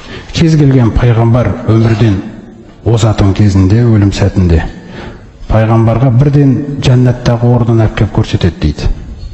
Өлім сәтінде бірден. Өлім сәтінде жәннаттағы орнын көрсетеді дейді Алла Тағала. Сосын айтады дейді, осы жаққа барасың ба, әлде қаласың ба деген нәрсе айтады дейді Алла Тағала. Дүниеде тағы сумма юхайяр. Бір пайғамбар болмаған дейді, осы нәрсе істелмеген. Бірақ бүкіл пайғамбар бірден нені таңдаған? Жәннат таңдаған да. Сөйтіп айтатын дейді. Сол менің қасымда да Айшанамыз айтып отыр ғой, Аллахтың елшісі Русу ала фахизи, менің тізем оған жастық болып жатыр еді дейді да. Мен өлім сәтінде менің қасымда еді, мен оның қасында едім дейді. Осы сөзі есіме түсіп кетті дейді, өлім сәтінде жатқан кезінде. Сосын пайғамбарымыз саллаллаху алейхи вассалам бір кезде ғушия алейхи, есінен танып қалды дейді. Сума афаха, сосын есін жинады да ашқаса басараху иля сақфил байти, мына үйінің төбесіне қарай көзін қарады да сөйлеп бастады дейді. Сонда Аллахумма рафиқал ағла деп айтыр екен дейді. Ар-рафиқул ағла деген сөз, құрметті бауырлар, ең биік орта, бұл періштелер. Ең биік орта деген сөз бар ғой бізде. Қай ортада өстің дейді ғой. Ортасы жаман екен, ортасы жақсы. Ең керемет орта ол періштелердің ортасы. Сіз ба? Сол биік ортаны таңдап жатырмын, Раббым деп сөйлеп жатыр екен жаңа жерде. Сол кезде түсіндім дейді. Варафту изан ан ла яхтаруна. Бізді таңдамаған екен ғой Алланың елшісі деп Айшанамыз айтып жатыр да. Қимайды ғой енді адам кетіп баратқан кезінде. Бізді емес, сол жақты таңдапты ғой деп. Фанасаба ядайхи. Сөйтіп қолын көтерді дейді бүйтіп. Жаңа көзіне көрсетеді Алла Тағала. Соны көріп жатыр да оны. Соны көріп Фиррафиқил ағла, ең биік ортаға Раббым, ең биік ортаға деп, сонымен жаңаға қубида дейді, жаны шығып, қолы құлап түсті деген. Осындай күйде пайғамбарымыз көз алдында қайтыс болған еді дейді Айшанамыз. Соқтан пайғамбарымыздың өлім сәтіндегі жанының қиналуы өте ауыр болғаннан кейін, мен дейді қызықпаймын, егер бір мұсылман жеңіл өліп кетті деп айтса дейді. Немесе біреу қатты қиналыпты десе, мен жек көрмеймін дейді ол нәрсені. Яғни өйткені мүмкін емес дейді. Бұл жаңа пайғамбарымыз саллаллаху алейхи вассалам сондай қиыншылықтан өткеннен кейін басқа біреуге оның жамандық болып келуі дейді. Сондықтан өлім сәтіндегі осындай бір қиыншылықтары бар. Ана қабірдің өзінде де, мысалы жаңа періштелер сұрақ қоятын кезде пайғамбарымыз саллаллаху алейхи вассалам бір жаназада, Абу Саид аль-Худриден жеткен хадисте, жаназадан кейін халықты жинап алып айтқан екен. Я айюхан нас, ей адамдар, инна хазихил умма туптала фи қубуриха. Мына үмбет қабірінде сыналады, емтиханнан өтеді депті. Фаизал инсану дуфина. Қашан адам жерге көмілген кезде дейді. Ва тафаррақа анху асхабуху. Сөйтіп оны жерлеген достарының, серіктерінің бәрі кетіп қалғаннан кейін дейді. Жааху малак. Періште келеді дейді жаңағы. Мұнкар мен накирді білеміз ғой. Біреуінің қолында дейді метроқа, күрзісі бар дейді. Күрзі деген ена шоқпар. Ана шоқпармен келген кезде сұрақ қояды дейді. Маза тақулу фи хазар раджул. Ең бірінші пайғамбар саллаллаху алейхи вассалам хақы сұралады екен, соқа өзің қарғыз. Ана кісі туралы не айтасың, араларыңа жіберілген деп. Сонда инкана муъминан, егер муъмин болса айтады дейді. Ашхаду ан ла илаха иллаллах. Ашхаду анна Мухаммада Расулаллах. Қабірдегі емтихан.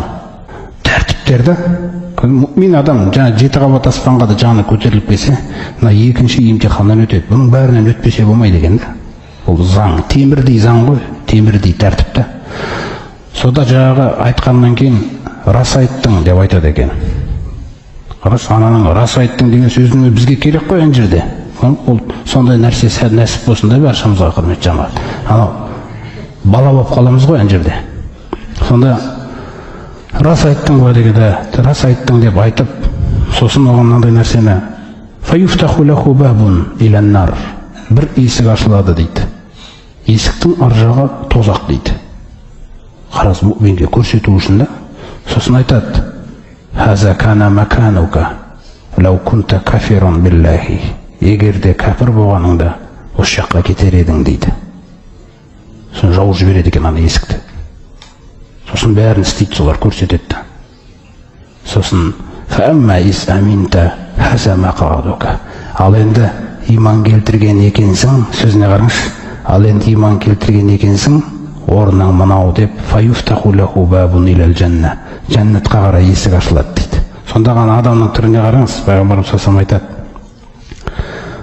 фаюриду ан янхада дейді. Жаңағы адам ана жәннаттағы есікті, жәннатқа қарай есік ашылды деген кезде періштені ұмытып, ана есікті аттап кетейін деп жатыр дейді. Ускун деп айтады екен періште. Тыныш, басыл, ұйықта, қияметке дейін ұйықта, мынау сенің орның. Сөйтіп фаюссиға фи қабрихи, қабры жаңағы кеңейтіліп, нұрланып, сондай тағы да басқа рахаттар жасалады оған. Сонымен ұйықтап қалады екен, болды. Сонымен жаңағы қабірден тұрғанынан кейін ғой, Алла тағала сұрайды ғой: кәм ләбистум фил арди адада синин, жердің бетінде қанша өмір сүрдіңдер деген кезде олар айтады: қолу ләбисна яуман ау бағда яум, бір күн ба, жарты күн ба, сондай сияқты дейді. Ал ұйқыдан кейін қараңыз, адамның несі қалай өзгеріп кетеді.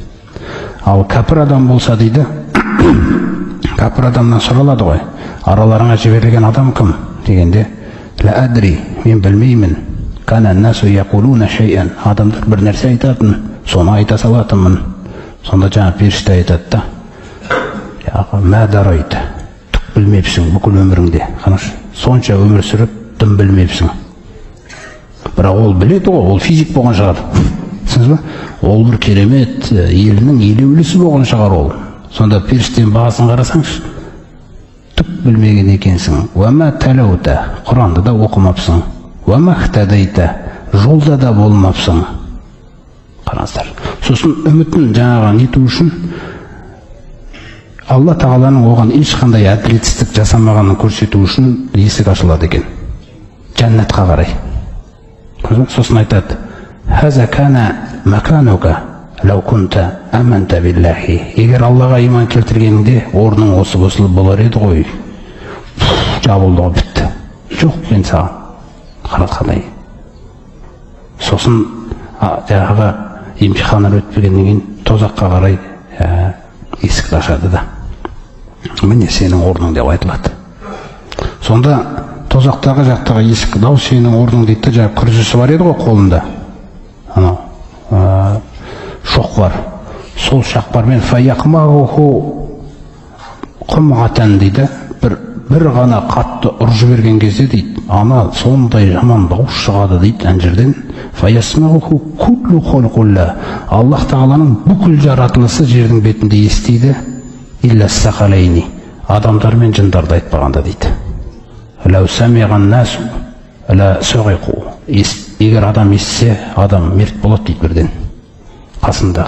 Кейде байқайсыз ба, ауылды жерлерде бір жылқы үркіп қалып өзінен өзі, жаңағы малдың қасында жүрген адамдар көп біледі ондай нәрсені. Үркіп бір маған не болды деп жаңағы, солар естиді сол нәрселерді. Адам мен жын естімейді да. Сонда осыны естіп отқан сахабаларды қарасаңыздар, жаңа сахабалар намаздары бүтін, тахаджудтері бар, оразалары бар, қаншама салиқалы амалдары бар. Сонда сол сахабалардың кейбіреуі айтқан екен: я Аллахтың елшісі, ма ахадун яқуму алейхи малакун фи ядихи митракун илля хубила инда залика. Я Аллахтың елшісі, біздің ішімізде келгезгеніміз дейді, жаңа қолында шоқпар ұстап тұрған періштені көрген кезде алысып кетпейміз ба дейді да, ақылымыздан адасып кетеміз ғой дейді біз. Сонда пайғамбарымыз саллаллаху алейхи ва саллям айтады: Аллах Тағала осы сәттен андай нәрсені істейді дейді. Аузу биллахи минаш шайтанир раджим. Ибрахим сүресінде айтады: Инналлаха юсаббитул лазина аману. Сөзсіз Аллах Тағала иман келтіргендерді бекемдейді. Бил қаули сәбити. Жаңағы имтиханда өтіп беретін кезде Раббым кім? Алла. Дінің не? Ислам. Араларыңа жіберілген адам кім? Мұхаммед. Қайдан білдің оны? Құраннан оқыдым, иман келтірдім, растадым, мойындадым деген сөздердің бәрін батыл айту үшін Алланы бекемдеу керек екен да. Соны Алла Тағала иман келтіргендерді қабірде бекемдейді дейді. Сол кезде жаңағы кәдімгідей жауап беруге адам. Әйтпесе ана шоқпарды көрген кезде, ол ана періште деген нәрсе өзі бір хадисте, сахих хадистерде айтқан. Екеуі келген кезде асуадани дейді, азрақон, екеуі қара көк дейді. Түсінің өзі қорқынышты. Қап-қара көк бөмбек дейді да екеуі де. Анау түрінің өзі, шоқпардың өзі келген кезде аттары да өздерінің қорқынышты, білесіздер. Мункар, накир деген. Накир деген мысалы аяусыз деген сөз ол. Мункар деген таныс емес, бейтаныс деген сөз да. Болды. Олар жаңағы сұрақтардан емтиханды дұрыс жауап берсең, сол кезде ғана таниды. Алланың құлы екен ғой деп. Әйтпесе ол сұрақтан дұрыс өтемей қалсаң, танымайды олар ешкімді. Міне сол періштелердің қоятын сұрағының кезінде Алла Тағаланы бекемдеу керек екен. Өте маңызды нәрсе. Сондықтан қабірде жаңағы Аллах Тағала өзі құлдарын бекемдейді. Жаңа аятты қайталап айтайық. Аузу биллахи минаш шайтанир раджим. Инналлаха юсаббитуллаху лазина аману бил қаули сәбити фил хаяти дуния ва фил ахира. Осы дүниеде де, яғни қабірде, вал ахира, қабірден тұрып Алланың алдына барған кезде де ертең Алла өзі бекемдейді дейді оларды. Ал басқаларды жаңағы ваюдиллуллаху золимин. Ал енді анау Алла Тағаланың хақысына әділетсіз болған адамдарды өлім сәтінде Алла Тағала адастырып жібереді дейді. Кім? Есінен адастырып, жаңағыдай білмеймін, деген сөздер шығады дейді, хадистерде келгендей. Ваяфалуллаху ма яша. Алла осылайша қалаған нәрсесін істейді дейді.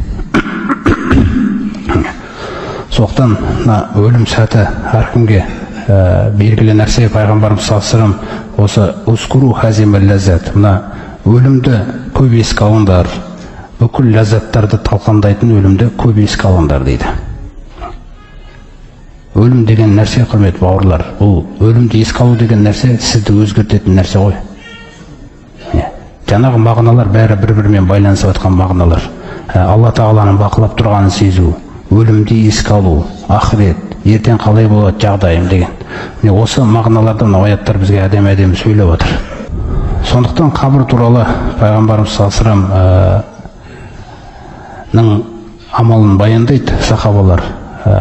Кана Расулуллахи саллаллаху алейхи салам иза фарага мин дафнил маййити вақафа алейхи ва яқулу дейді.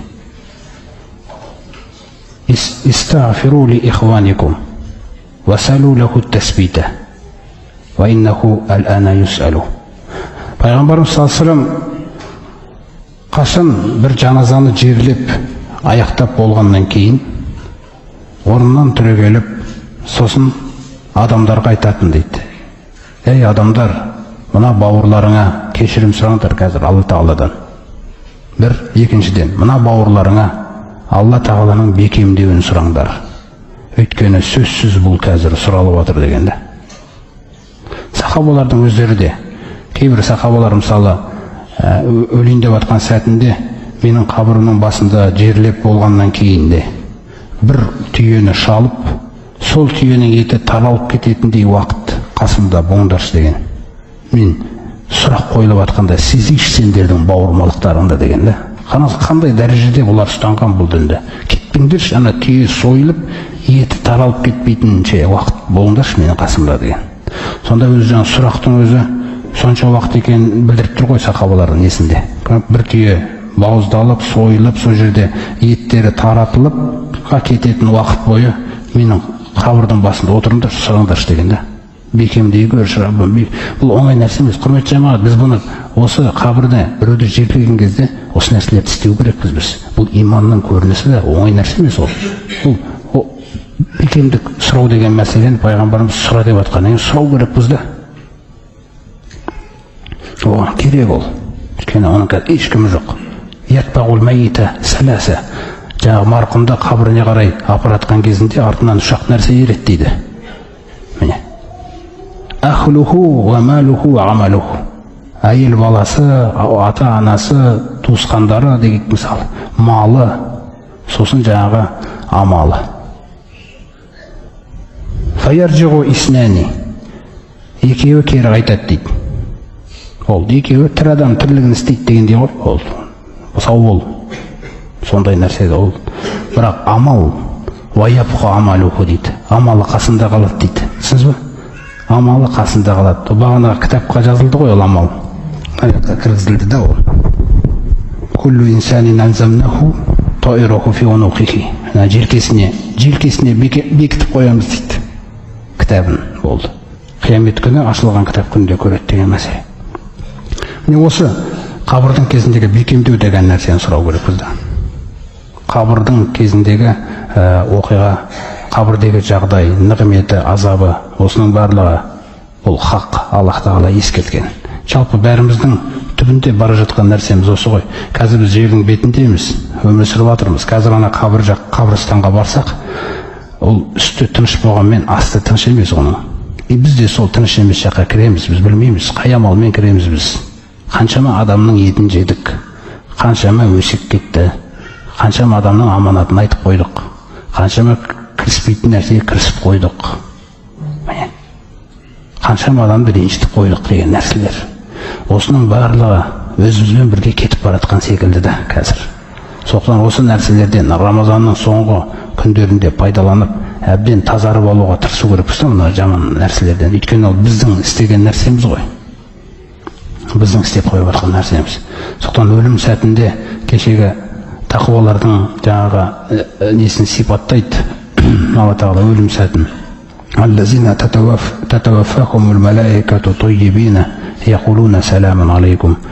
Періштелер олардың жандарын алып жатқан кезде тап-таза қылып алады дейді жандарын. Тойибин, қазір тойибин, тап-таза қылып жандарын алады да айтады оларға саламун алейкум депті. Сәлем сендерге. Удхулул жанната.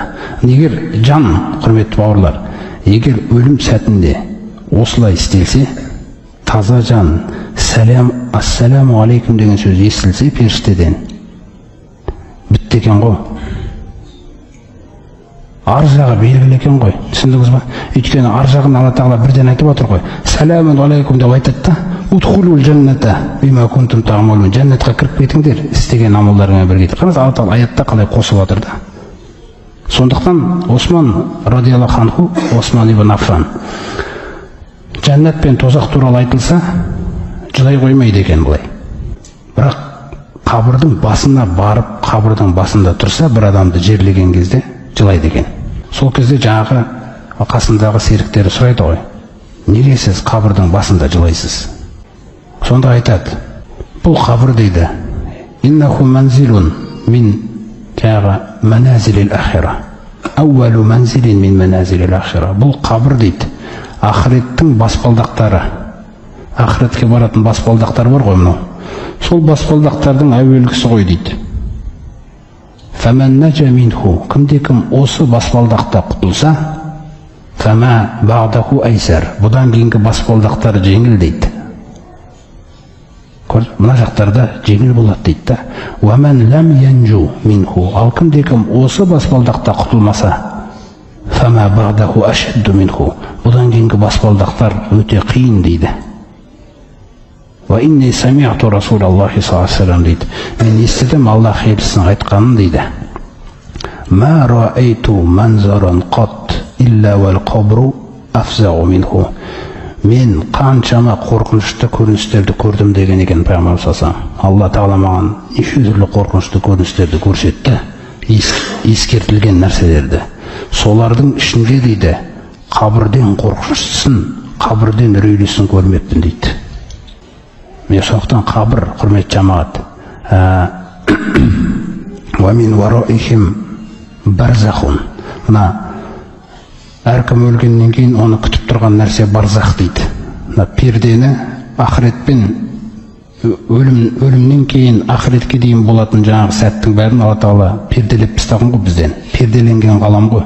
Мысалы періштелер қазір перделеніп тұр ғой бізден, біз көріп тұрған жоқпыз оларды. Дәл сол сияқты бұл барзах әлемі перделенген. Оны қазір біз барып бір қабірді қазып атсақ, ол көрсетілмейді бізге. Оны көрген адам мерт болады. Иман олай келмейді. Иман көрмей сену керек та. Бұның бәрін көрсетпей тастаған Алла Тағала. Ол жүрекпен ғана сенетін нәрсе да, жүрекпен істелетін нәрсе. Алла Тағала осылай қалаған. Сосын мына кәпірлердің жағдайына, мысалы айтайық, мұнафықтардың жағдайына өлім келіп қалған кезде Алла Тағала баяндайды. Мүъминун сүресінде мысалы кәпірлердің жағдайын баяндайды. Хатта иза жаа ахадухумул мауту, егер олардың біреулеріне өлім келсе дейді, қоля роббирджиун, ол айтады дейді, Раббым, мені кері қайтаршы деп. Кері қайтаршы мені. Лағалли ахмал солихан, мүмкін мен салиқалы амал істермін. Фима таракту, жоғалтып алған дүниемде. Сонда Алла Тағала айтады екен оған, кәллә, әсте, рұқсат берілмейді саған. Иннаха калиматун, мынау сенің сөйлеп жатқан нәрсе, бұл бір сөз ғана ғой дейді ол. Бір сөз ғана ғой деген сөз, мен ол сөзді тыңдамаймын дейді екен Алла Тағала. Ва анта қойлуха, ва хуа қойлуха. Ал сен ол сөзді айтушы бір ғана адамсың. Сені де тыңдамаймын дейді екен де мен. Қазір. Өйткені сен дүниеде тыңдаған жоқсың мені. Мен не үшін тыңдаймын сені қазір?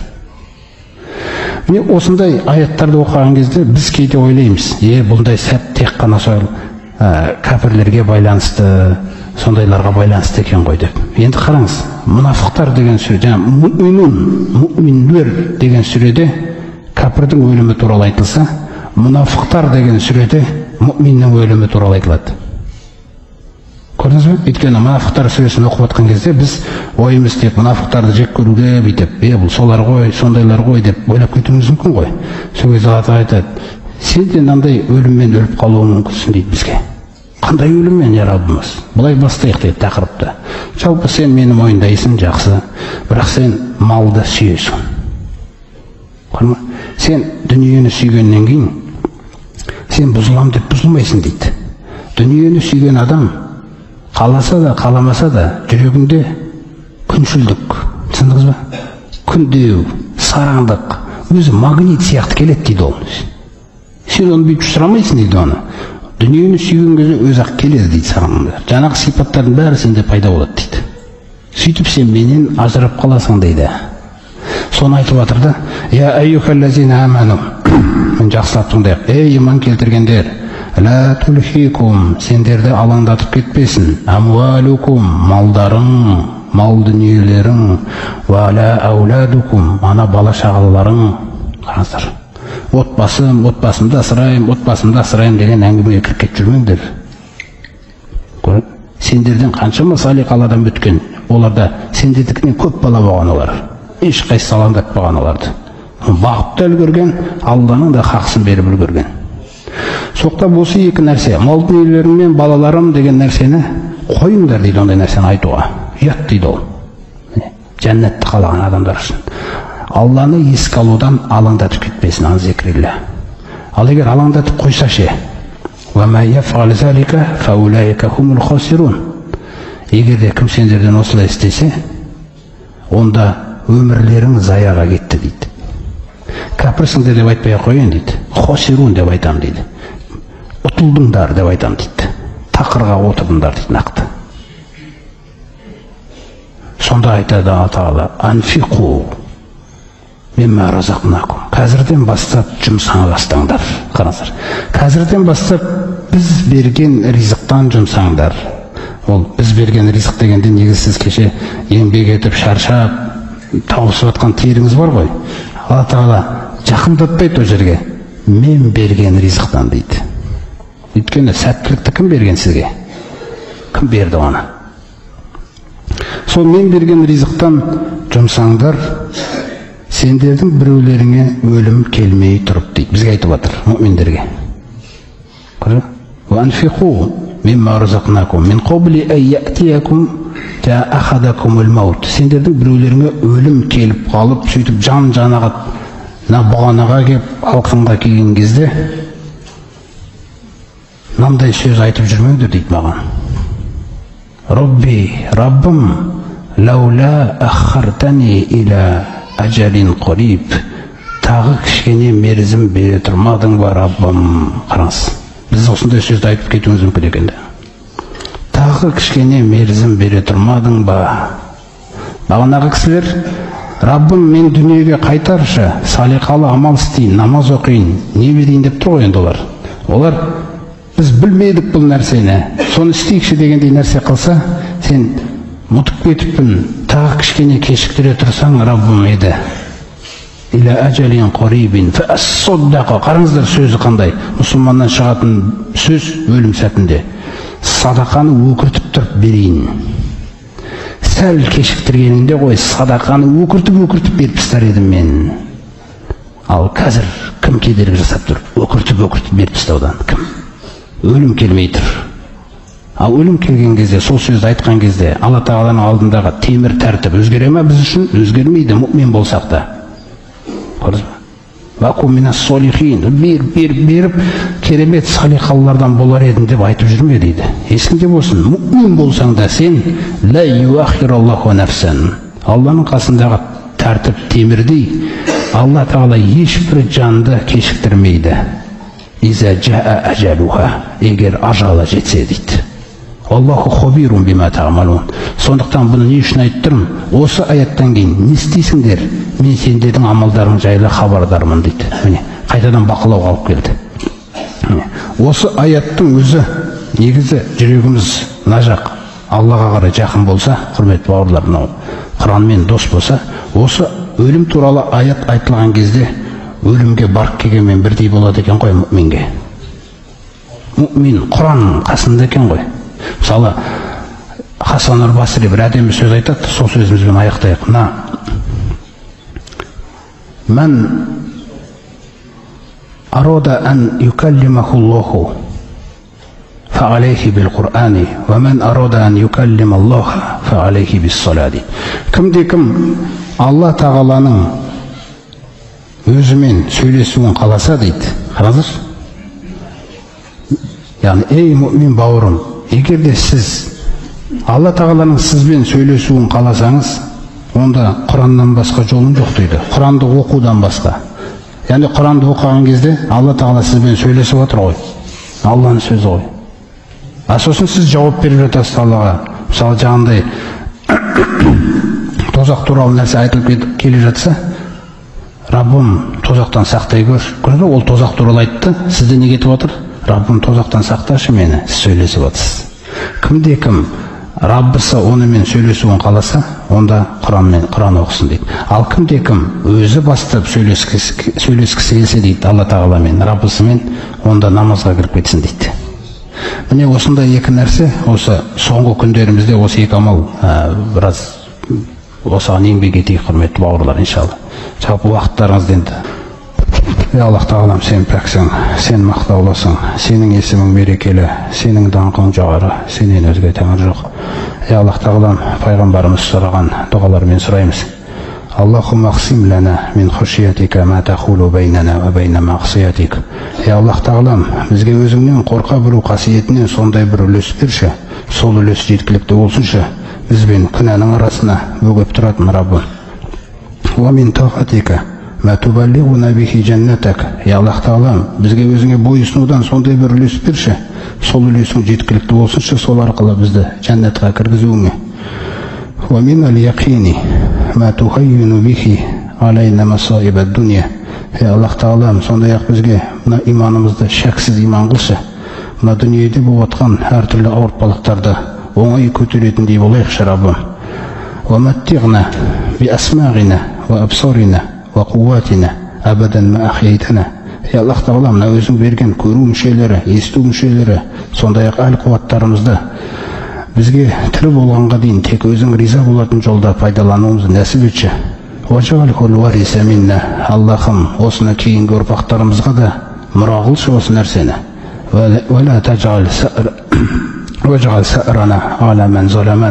Сондай-ақ кімде-кім біздердің хақыларымызға зиян жасаған болса, я Раббым, біз оларға кек сақтамаймыз сен үшін. Бірақ сен бізге бір жамандық қалаған болсаң, сол кегімізді солар арқылы алып берші. Аллахым, вансурна аля мен заламана ва адана, Аллахым бізге кім дұшпан болса соларға қарсы жәрдем берші. Вала тажғал мусибатана фи динина. Раббым, ауыртпалықтардың ең үлкені мына дінімізді ұстай алмай кету ауыртпалығы, сол ауыртпалықтан сақташы бізді баршамызды. Вала тажғали дуния акбара хаммина вала маблага илмина. Раббымыз, уайымыздың жеткен жері осы дүние болып кетпесінші. Аллахым, біліміміздің жеткен жері осы дүние болып құрып кетпекші дүниеде. Вала тусаллит алайна мен ла ярхамуна. Сондай-ақ, Раббым, сұлтанымызды бізге рахымды қылшы. Я Аллах Тағалам, тохир қулубана мина нифақ. Осы Рамазан айында, осындай соңғы күндерінде сұрайтынымыз, Раббымыз жүрегімізді екіжүзділіктен тазартшы. Ва алсинатина минал казиби, тілдерімізді өтіріктен тазартшы. Ва ағмалана минар рия, амалдарымызды көз бояушылықтан тазарта көрші. Ва ағюнана минал хияна, сондай-ақ көздерімізді қиянаттан сақтай көрші. Аллахым, Раббана, Раббымыз, аманна, біз иман келтірдік. Фахфир лана, кешіре көрші бізді. Вархамна, рахымыңа бөле көрші. Ванта хойру рахимин. Ва тақуббал минна, кама татақуббалу мин ғибадика салихин. Ва саллиллахумма аля набиина Мухаммад, ва аля алихи ва асхаби ажмаин. Би рахматика, я архамар рахимин.